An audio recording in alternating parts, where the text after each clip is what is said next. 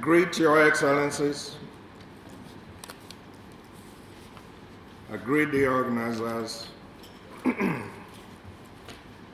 sponsors of the Peace, Unity, and Security Lecture Series. I congratulate the youths that have put this program together today, because the country will continue to count on you and rely on you as you steer our nation to a much higher level than we witness today. I greet especially Ms. Chairman Grace Egbo, the convener and one of the organizers. A young lady I'm very proud of. Chairman is an alumni of my great university, Benson, Idahosa University. Please give her a round of applause.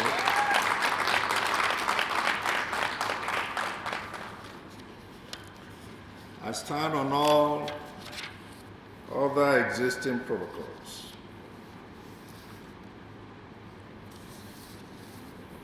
I'm delighted, first and foremost, and honored to stand here before this very distinguished audience this morning to say a word or two about the issue of peace in our land. I guess the choice of today's topic is informed by the social, economic, and political turmoil in our dear country, and of course the consequent lack of peace and security. The topic is most apt and germane to many of the things we need to do as a nation so that we can move our country forward. Sustainable peace, the divide of a growing nation. Others have echoed and re-echoed the need for peaceful coexistence in Nigeria,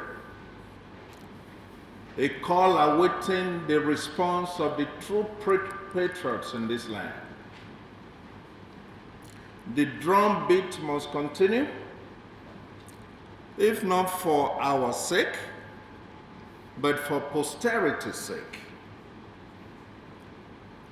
I have come here this morning not to make a political statement, but to make an academic statement. I'm going to speak in plain language so that we successfully remind ourselves that we have a lot to do in the country if we must truly achieve peace. This paper, first and foremost, calls for the reordering of the nation's political and economic structures as a precursor to sustainable peace and prosperity. A few years ago in Switzerland, African leaders were schooled by some business leaders that they should henceforth emphasize good governance over other social and economic development models for a true actualization of economic progress, peace, and security. They were told that a good and decentralized governance is what would halt economic and social degeneration in Africa. It is high time Nigerian leaders understood the full import of the paradigm shift that is strongly recommended in this brief lecture. Seeking good governance should override whatever else we have tried in Nigeria. Whatever else we have tried has resulted in agitations and absence of maximum peace and security. The devolution of power is a good recipe for effective and efficient resource mobilization that can lead to peaceful coexistence in Nigeria. Nigeria's federating units should have full autonomy over their resources and grow at their comparative advantaged pace. A true federating entity should not be dependent on the center. A federating unit that is dependent on another unit cannot be a viable federating unit. A complete overhaul of our governance structure for the full realization of peace, progress, and stability is strongly recommended as the way forward in Nigeria. The problem, to appreciate part of the discourse here, we must fully establish the problem. If you want to know the major challenges Nigeria faces today, then you must understand that not until we restructure our mode of governance, there will be no peace. In effect, no restructuring, no peace. No power devolution, no peace. No justice, no peace. When people think they are not being treated fairly, they will agitate, revolt, and protest.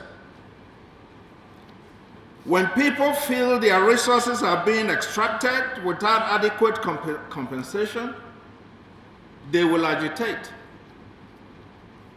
When people are constantly under the attack due to political and religious differences, they will agitate. When people suffer abject poverty in the midst of plenty, they will agitate, react, and commit crimes. When people are denied their rights and are oppressed, they will fight back, they will agitate. Ladies and gentlemen, it is the nature of man, or should I say, of man and woman. These blunt pronouncements explain the state of things in Nigeria today. And the spirit of divergence outweighs the spirit of convergence in our land. We are a nation divided along many fault lines: regional, religious, cultural, economic, political, and so on and so forth. This divergence is largely responsible for so many of the challenges we have as a nation. In other climes, differences have been harnessed for greater upliftment, progress, peace, and prosperity, supporting a long-held view that there is strength in diversity. But in our land, we have not only failed to diverge for progress, we have also failed to converge for progress. Rather, many players in the country are known to regularly take actions for the amplification of the national fault lines. Nigeria's abnormal mode of governance. If we look at the divine rights of kings as the backdrop to where many nations are in the world today, what was central during that period of time in Europe was the practice and retention of absolute monarchy. Soon became limited monarchy. Others attempted to remove power from the hands of one monarch and give it to a few people, oligarchy. But before you knew it, the Enlightenment period came along, and you are familiar with those great scholars, John Locke, Jean Rousseau, Montesquieu, and the rest, that said whatever we are practicing as a society. The masses, the people, have not fared very well and started pushing for taking some of the power that resided with the monarchs and give it to the people. We want to thank the American experiment and Thomas Jefferson. This backdrop is very important to appreciate what we have attempted to do in the country. In ideal circumstances, federations and confederations therefore have been developed to address the challenges and weaknesses in the unitary modes of governance. In Nigeria, an attempt has been made to institute and operate a federation. This is a mode of political organization that unites separate states or other polities within an overarching political system in a way that allows each federating unit to maintain its own identity, its own independence, and its own integrity. Central to this mode of governance is the principle of separation of powers and checks and balances, thanks to Montesquieu and Thomas Jefferson. Thomas Jefferson was in the front line to not just study the Enlightenment, all the contributions made during the Enlightenment period, but was one of the first people that brought it to the New World in the United States. They successfully established a federal system of government. And we need to think about how the federal system of government in America works as we look and think about how it works in Nigeria. Independence of the federating units is assured in both the exclusive and concurrent legislative arrangements under federalism. Scholars and the like over the years have consistently argued for true federalism in Nigeria. The Federal Republic of Nigeria in practice operates a unitary mode of governance. Of course, this is a fallout of the centralizing tendencies, thanks to the military, that have characterized the governance in Nigeria. As others have said, a country may have a federal constitution, but in practice it may work that constitution in such a way that it's not a federal system. ERC 2004 suggests the presence of a federation should not blind us to the absence of federalism.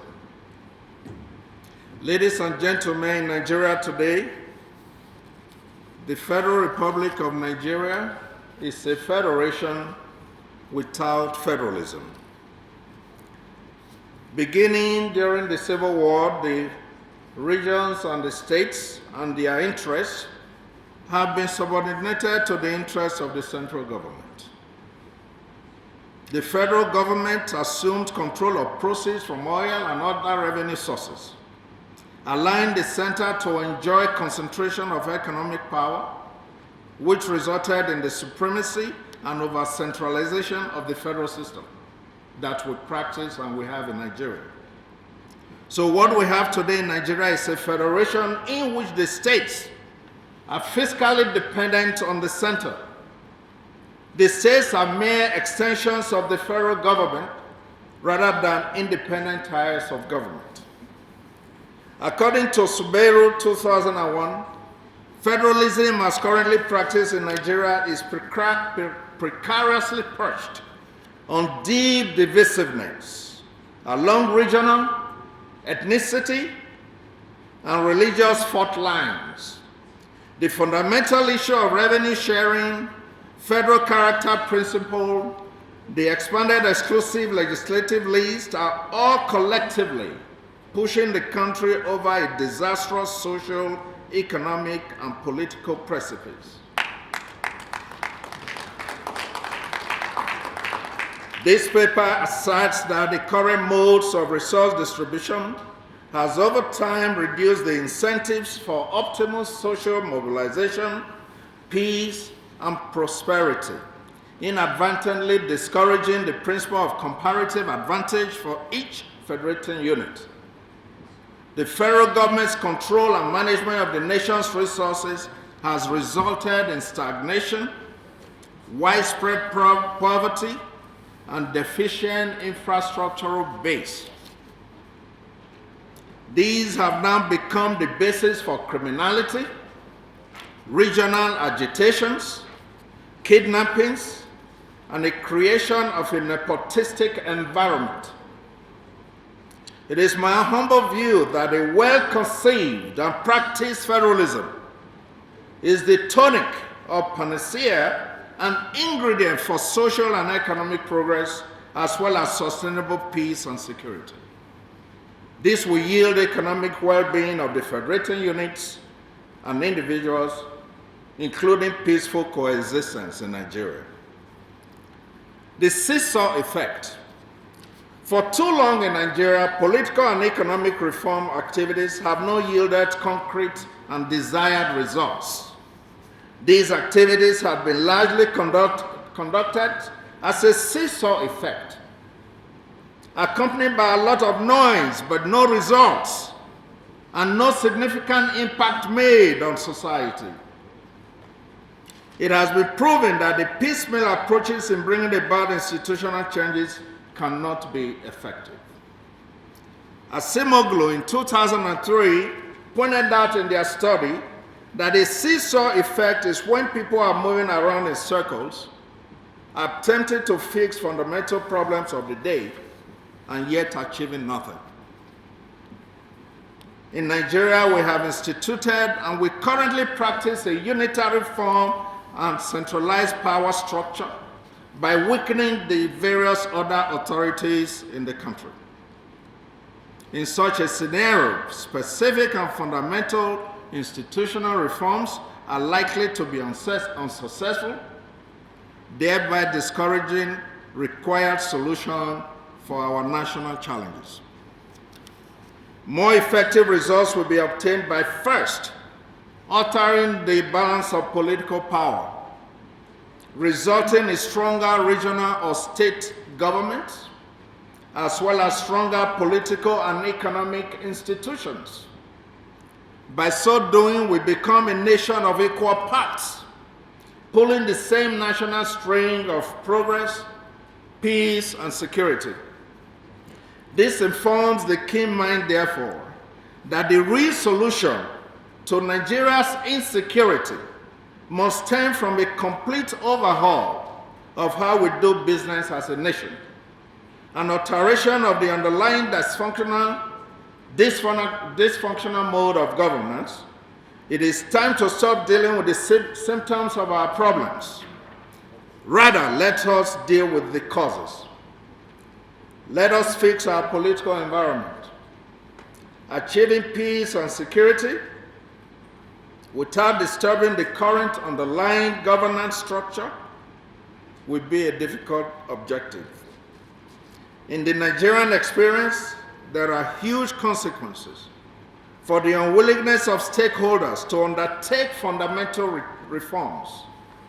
These consequences include regional agitations, insecurity, poverty, criminality, feelings of injustice, and of course, corrupt practices. The non-implementation of true federalism has led to numerous agitations across Nigeria, from the east to the west, from the north to the south. These include pro-self-determination groups in the east and the resource control movements in the Niger Delta.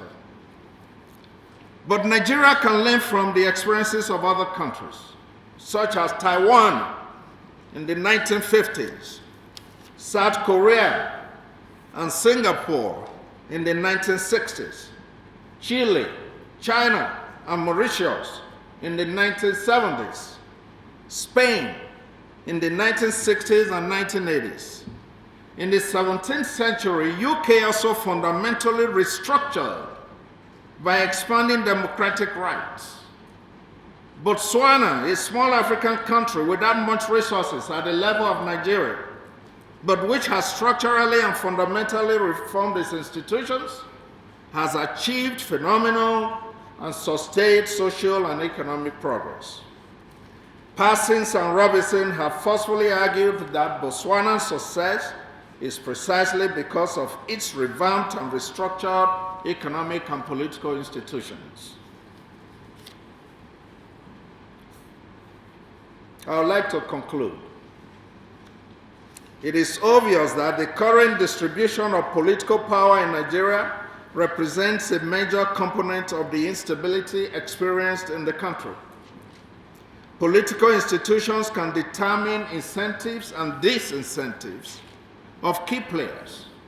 In Nigeria, the political power often exercised is de jure. That is power derived from a dysfunctional political system.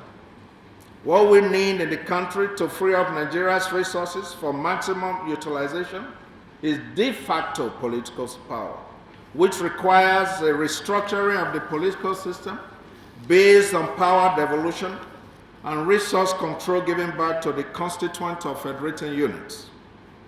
The struggle for peace in Nigeria will yield huge results should the nation have the courage to restructure and devolve powers to the federating units. According to Asimoglu and others, de facto political power or action, coupled with modern technology and globalization shocks, are capable of generating major changes in our social well-being and political coexistence and peaceful coexistence. According to them, the reason that political power is often used to change political, economic, and social institutions is related because individuals care about their economic and social outcomes, not only today, but also in the future. Hence, what we do today must be for prosperity and the sustainability of peace in Nigeria. The sustainability of peace, security, and unity will continue to elude Nigerians if we fail to fundamentally reform our economic and political institutions. The decentralization of economic resources will encourage the federating units to generate their own revenues. And those with less endowments will be driven by creativity and soon establish their own comparative advantages. We can draw many conclusions from this brief lecture. One, that the Nigerian federalism is defective and reforms are urgently needed. Two, that access to national resources is a major component of the agitation for true federalism. Three, that the main determinants of social, political, and economic progress, as well as peace and prosperity, are the political and economic institutions which must be fundamentally altered. Four, that differences in institutional arrangements among the countries of the world will reflect why some countries are in social upheaval and others are not. Five, that a strong fiscal federalism is a more appropriate approach to the current practices. Good governance discourages corrupt practices and resource mobilization, just as good governance encourages social well-being, peace, and security. Finally, the prescribed new paradigm includes orchestrating every aspect of the Nigerian resource base, the people, the structures, the system, and above all, the institutions which are to be massively reformed.